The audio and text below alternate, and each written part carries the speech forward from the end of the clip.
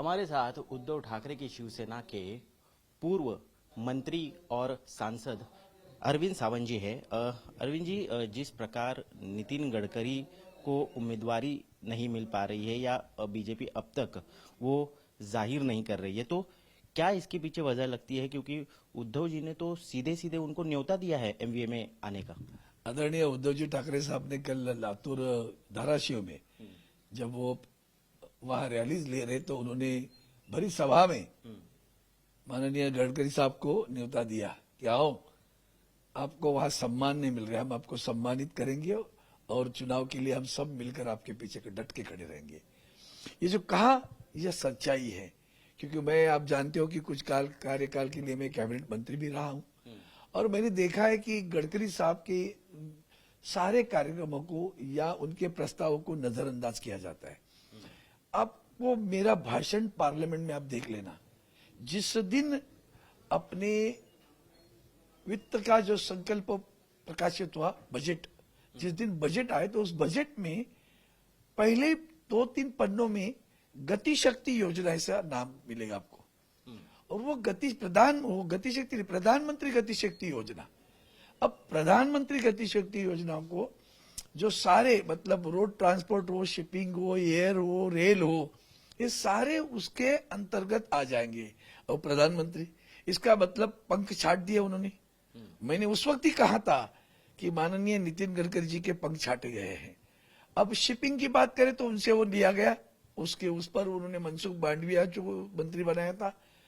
और फिर मुंबई बंदरगाह के विकास के बारे में आदरणीय उद्धव जी ठाकरे साहब ने जनता को, एक जैसे हमने कोस्टल रोड का एक प्रोजेक्ट बताया था, तो उसी तरह का उस प्रोजेक्ट को जनता के सामने रखा था कि पूर्व किनारा जो है मुंबई शहर का, उसको खूबसूरत करेंगे। वहां की झुग्गी झोपड़ी में जो लोग रहते हैं उनको मकान दे दे, घर दे देंगे।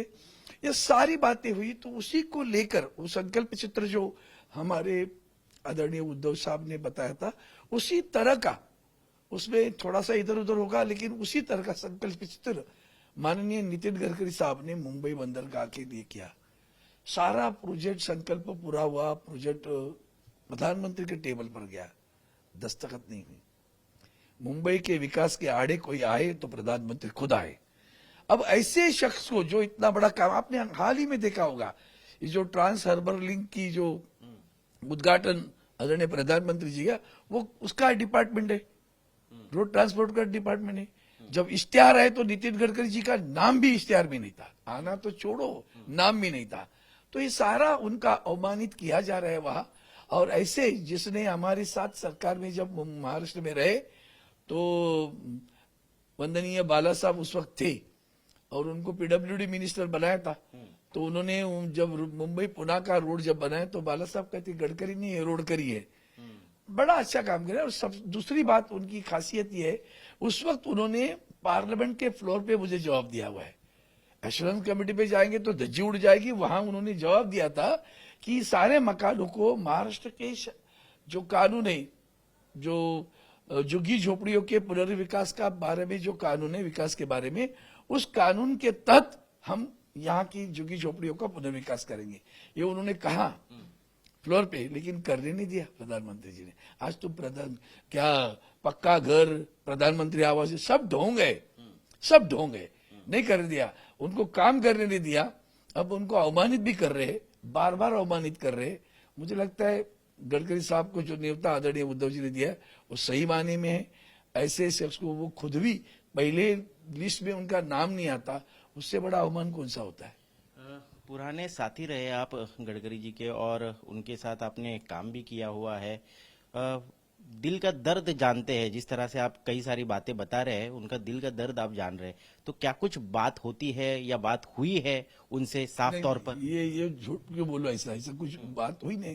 ये हमारे दिल की बात है, जो हमारे आदरणीय उद्धव साहब ने कहा कि ऐसी, भाई आप जानते होंगे कि पार्लियामेंट में हर पार्टी का नेता, किसी भी पार्टी का होने दो, वो गडकरी साहब के बारे में कुछ नहीं बोलता, क्योंकि गडकरी साहब काम लेकर जाने के बाद में वो व्यक्ति, वो सांसद किस पार्टी को प्रतिनिधित्व करता है उसकी सोच ले काम लेकर आ गया। अगर काम कर सकते तो उधर मुंह पे कहेंगे कर देंगे, नहीं कर सकते तो मुंह पे कहेंगे नहीं होगा। ये नहीं, ऐसे ट्रांसपेरेंट आदमी हूं, और वो काम करते हैं, इसलिए सभी पार्टी के सांसद उनको सम्मानित करते हैं। यही बात उनके बड़े लोगों, शीर्ष नेताओं को बुरी लगती है कि भाई हमारे सांसदों की, हमारे मंत्री की इतनी सराहना लोग करते, हमारी क्यों नहीं करते। बार बार छपाओ अखबारों में तस्वीर, लोग सराहना नहीं करेंगे। घृणा आ रही लोगों को, घंटा आए आपको देख देख। बस डिप्टी सीएम देवेंद्र फडणवीस का ये कहना है कि जिस पार्टी की बैंड बजी हुई है वो हमारे इतने बड़े नेता नितिन गडकरी को बुलाकर उनको जिताने की बात कर रहे हैं। बहुत हास्यास्पद बता रहे इस बात को। बैंड तो उनकी बज रही है। इतना बड़ा होकर 5 वर्ष में मुख्यमंत्री नहीं बने, उप मुख्यमंत्री बन गए और उसमें भी शरीक दूसरे पार्टनर बन गए, तो आपकी बैंड किसकी बजी है वो देखो। आप जो कुछ कपट कारस्तान कर रहे हो ना, उसकी एक दिन गहराई में इतना खड्डा जो खोद रहे, गड्ढा खोद रहे खुद की, वो भी एक दिन गड्ढे में जाएंगे, तब उन्हें पता चलेगा कि भाजपा की राजनीति क्या होती है।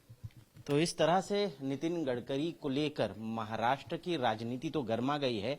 आखिरकार नितिन गडकरी खुद इस न्योते के बारे में क्या कहेंगे, ये भी देखना बहुत ही दिलचस्प होगा। कैमरा पर्सन समीर शानबा के साथ मैं ऋत्विक भालेकर, मुंबई आज तक।